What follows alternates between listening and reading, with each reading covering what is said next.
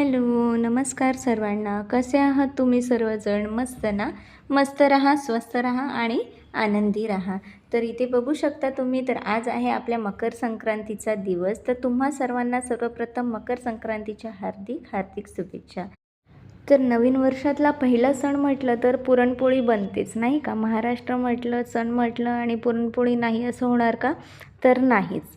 तर इथे बघा, मी अशी डाळ, चण्याची डाळ घेतलेली आहे. तिला रात्रभर अशी पाण्यामध्ये भिजवत ठेवलेली आणि कुकरमध्ये 3 शिट्ट्या लावून शिजवून तर या पद्धतीने आपल्याला चाळणीमध्ये डाळ काढून घ्यायची आहे.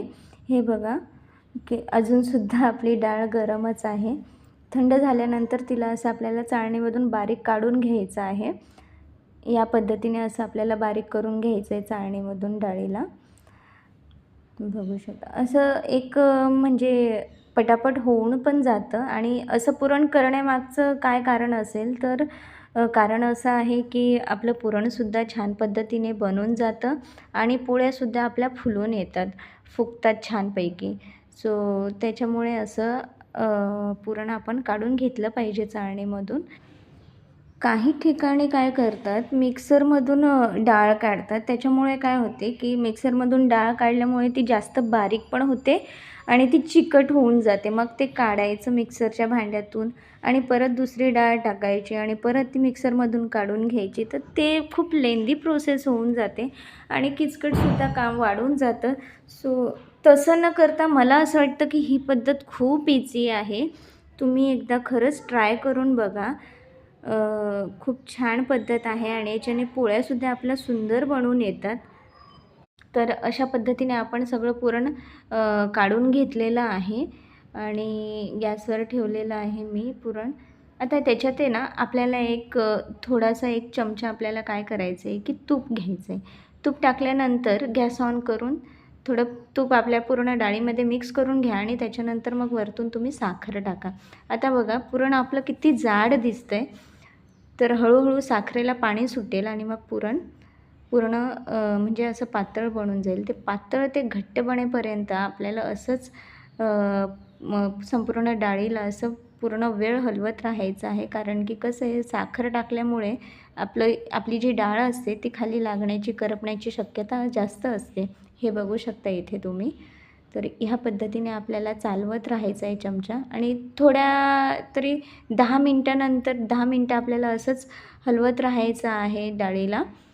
आणि इथे बघू शकता आपण तूप टाकलेलं आपल्या डाळीमध्ये. सो हे बघा, आता डाळ आहे ना कढईला सोडते आहे आणि वरतून मी वेलची आणि काय म्हणतात, जायफळाची हे टाकलेलं, बारीक करून टाकलेलं. सो इथे बघा, पूर्ण आपल्याला 20 ते 25 मिनटं गेलेली एकदम मंद आचेवर आपण पुरण तयार केलेलं आहे आणि इथे बघू शकता की पळीमधून आपलं पुरण खाली येत नाही आहे पटकन. सो त्याचा अर्थ समजून घ्या की आपलं पुरण झालेलं आहे. आणि इथे बघा तुम्ही, आपलं पुरण खूप छान, म्हणजे खूप छान झालेलं, एकदम मऊ झालेलं पुरण. करण्याची काही वेगळी गरज म्हणजे मला काही वाटली नाही. हे बघू शकता, इथे पुरणपोळ्या मी बनवायला स्टार्ट केलेलं आहे. माझ्याच बाजूला माझी आईसुद्धा मला मदत करायला आलेली. माझी आई आणि आम्ही म्हणजे जवळजवळच राहतो. सो असं सणासुदीला आम्ही एकत्रच स्वयंपाक बनवतो. कधी आईच्या घरी बनवतो, कधी माझ्या घरी बनवतो. सो आज माझ्याच घरी होतं, कारण की माझ्या आईवडिलांना माझ्या हातचा पुरणपोळ्या खूप छान, म्हणजे असं त्यांना असं वाटतं की मीच केलं पाहिजे, कारण की त्यांना आवडतात माझ्या हातच्या.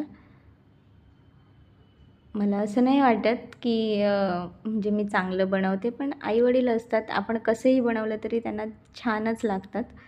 सो असं मला वाटतं. हे बघा, इथे आपण पुरण जमलं ना, आपलं जर पुरण जमलं तर आपल्या पुरणपोळ्या अशाच होणार. बघू शकता तुम्ही, खूप छान अशा माझ्या एकूण एक पोळ्या अशाच फुलत होत्या आणि मऊ झालेल्या खूप छान लागत होत्या टेस्ट चवीलासुद्धा. सो बघू शकता, या पद्धतीने आपण पुरणपोळ्या बनवून घेतलेल्या सगळ्या बघू शकता. तर या पद्धतीने मी सगळ्या पोळ्या माझ्या लाटून घेतलेल्या होत्या बोलता बोलता कधी वेळ निघून गेला कळालंसुद्धा नाही. तर तुम्हाला माझा व्हिडिओ आजचा आवडला असेल, पुरणपोळ्या आवडल्या असतील, पद्धत आवडली असेल तर नक्की एक लाईक करा आणि चॅनलला सबस्क्राईब नसेल केलं असेल तर सबस्क्राईब करायला विसरू नका. सो भेटूयात अशाच एका नवीन ब्लॉगमध्ये. तोपर्यंत बाय.